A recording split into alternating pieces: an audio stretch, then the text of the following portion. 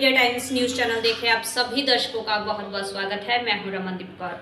इस वक्त की बड़ी खबर आ रही है प्रयागराज से। क्या है पूरा मामला, देखने के लिए बने रहिए हमारे संगम नगरी प्रयागराज में मकूस स्कूल स्थापना दिवस व नए वर्ष के आगमन के पूर्व एक भव्य कार्यक्रम का आयोजन हुआ। ये कार्यक्रम इलाहाबाद मेडिकल एसोसिएशन में आज बच्चों के द्वारा रंगारंग कार्यक्रम के रूप में प्रस्तुत किया गया। बच्चों ने अपनी रंगारंग प्रस्तुति से सभी का मन मोह लिया। अभिभावक बड़े प्रसन्न दिखे। इस मौके पर मुख्य अतिथि हर्षवर्धन बाजपेयी, विशिष्ट अतिथि मेयर गणेश केसरवानी, उदय प्रताप सिंह एवं प्रखर श्रीवास्तव ने दीप प्रज्वलित कर कार्यक्रम की शुरुआत की। मकूस स्कूल के मैनेजिंग डायरेक्टर अमित यादव एवं स्कूल प्रिंसिपल के द्वारा भव्य कार्यक्रम आयोजित किया गया था।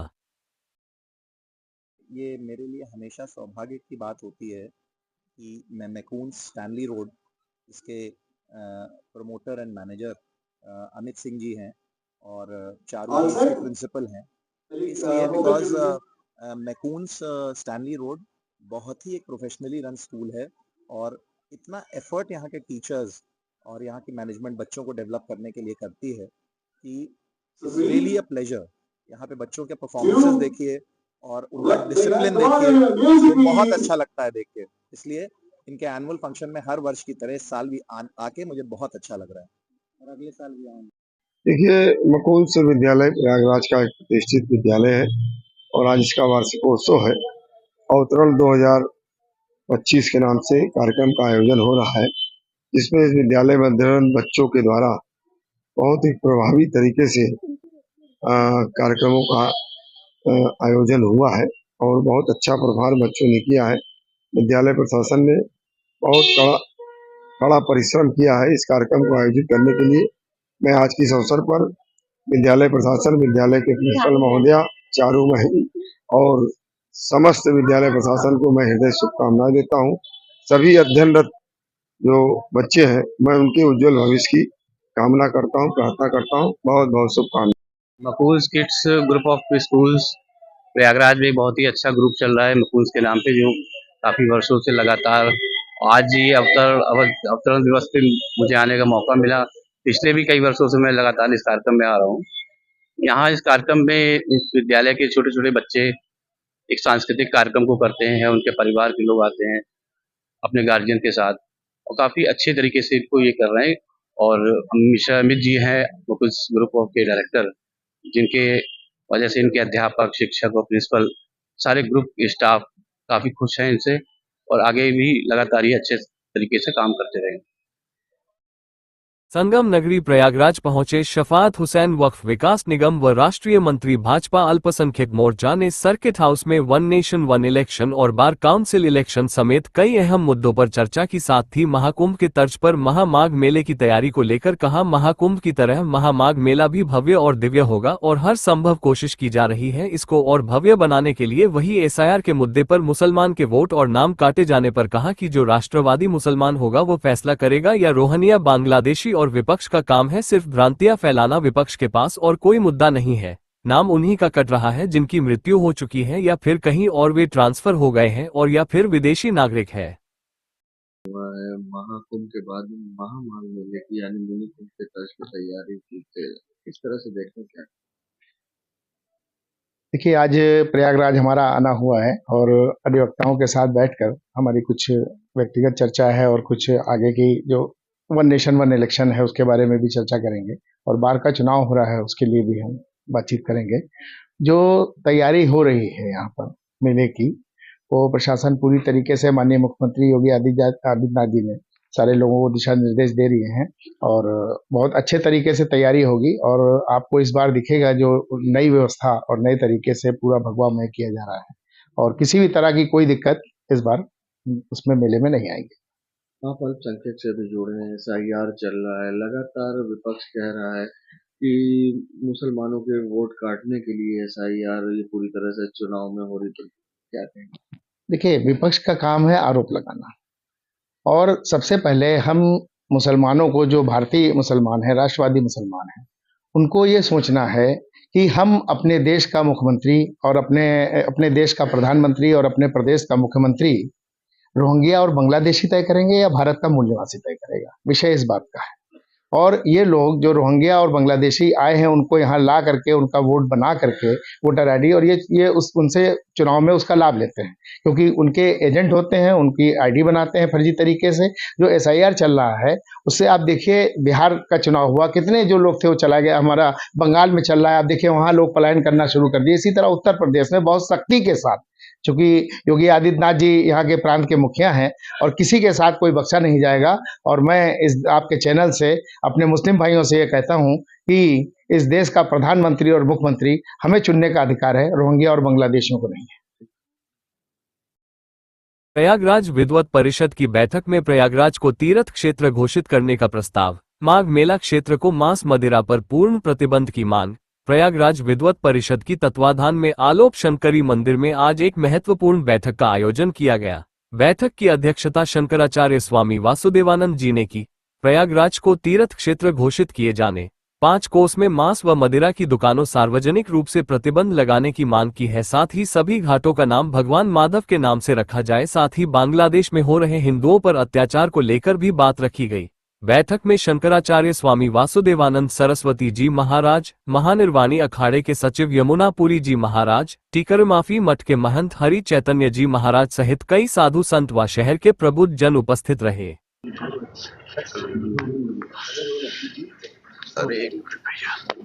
महाराज आज बैठक हुई है, यहाँ पे क्या निर्णय हुआ, किस तरह का प्रस्ताव पारित हुआ, क्या पूरा?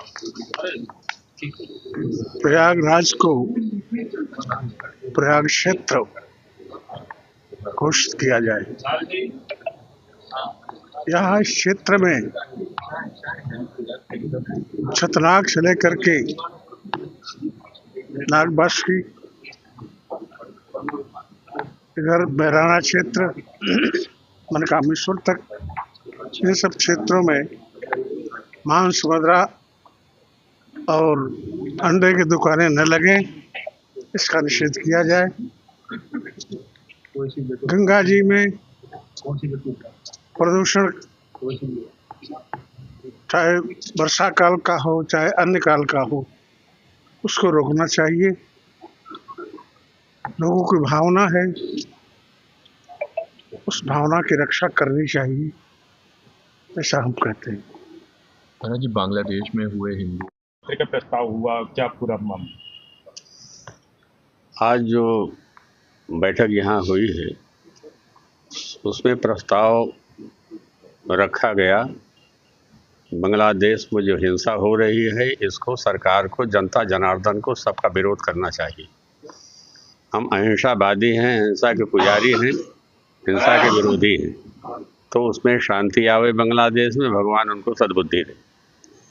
दूसरी बात यह है कि हमारे तीर्थराज प्रयाग में प्रयाग को तीर्थ घोषित करना चाहिए। यह बिंदु जो उठा है ये उचित है, क्योंकि अभी तक अयोध्या ही तीर्थ क्षेत्र घोषित है। तीर्थराज प्रयाग है तो, लेकिन तीर्थ क्षेत्र घोषित नहीं है। और जब तीर्थ क्षेत्र घोषित हो जाता है तो वह क्षेत्र विकसित होने लगता है, वहाँ की भावना सबको प्रेरित करने लगती है कि ये हमारा क्षेत्र तीर्थ क्षेत्र है। दूसरी बात यह है कि जो हमारे यहाँ मांस मदिरा अंडा ये तमाम लोग बेच रहे हैं और ये तमाम प्रदूषण फैला रहे हैं, तो ये निश्चित रूप से हमारे जितने भी द्वादश माधव हैं और जहाँ तक 5 कोस की हम लोगों की मांग है वहाँ तक यह प्रदूषण नहीं होना चाहिए। किसी को लाइसेंस नहीं देना चाहिए बेचने का। अगर वे ऐसा करते हैं तो उन्हें दंडित करना चाहिए। इलाहाबाद हाईकोर्ट से कोडीन सिर्फ कांड के आरोपियों को बड़ा झटका लगा। कोडीन सिर्फ कांड में इलाहाबाद हाईकोर्ट ने आरोपियों को किसी भी तरह की राहत देने से साफ इनकार कर दिया है। अदालत ने अपराध की गंभीरता को देखते हुए सख्त रुख अपनाया है। शुभम जायसवाल समेत अन्य आरोपियों की ओर से दाखिल याचिका को हाईकोर्ट ने खारिज कर दिया है। याचिका में गिरफ्तारी और कार्रवाई पर रोक की मांग की गई थी, लेकिन कोर्ट ने इसे मानने से इनकार कर दिया। बताया जा रहा है कि शुभम जायसवाल ही कोडीन सिर्फ कांड का मास्टरमाइंड है। मामले की जांच में बड़े नेटवर्क का खुलासा हुआ है। इस मामले में वाराणसी, सोनभद्र, गाजियाबाद, जौनपुर, बस्ती और कानपुर नगर में आरोपियों के खिलाफ एफआईआर दर्ज है। फिलहाल इलाहाबाद हाईकोर्ट से आरोपियों को कोई राहत नहीं मिली है और जांच व कानूनी कार्रवाई जारी रहेगी। कोडीन सिर्फ कांड में हाईकोर्ट सख्त, आरोपियों की मुश्किलें बढ़ी।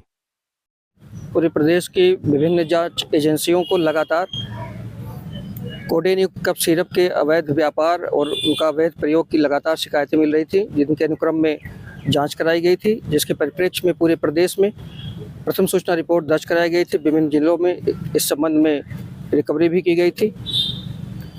इस मामले में माननीय उच्च न्यायालय की इलाहाबाद पीठ द्वारा, खंडपीठ द्वारा लगातार विगत एक सप्ताह से विभिन्न पिटीशनों को सूचीबद्ध कर उनकी सुनवाई की जा रही थी।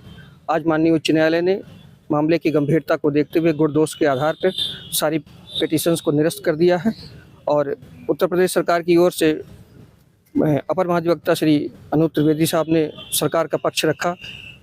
उत्तर प्रदेश सरकार का जो पक्ष था, उत्तर प्रदेश सरकार का यह कहना था कि कॉस्मेटिक एक्ट में विभिन्न औषधि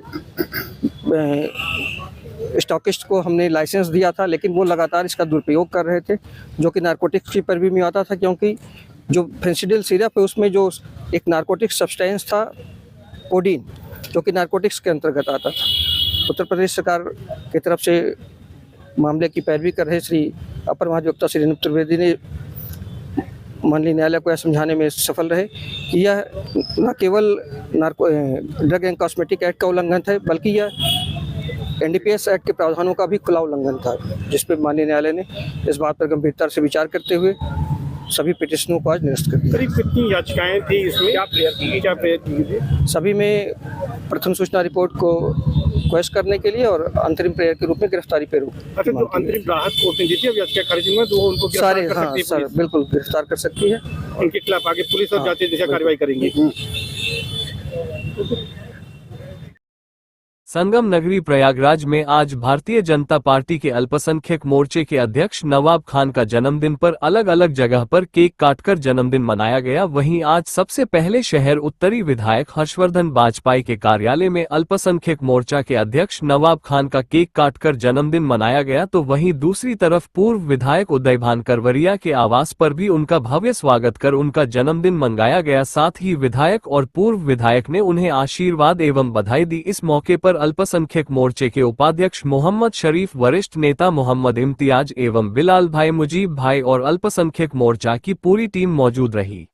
देश दुनिया की खबरों के लिए world media times news channel को सब्सक्राइब करें।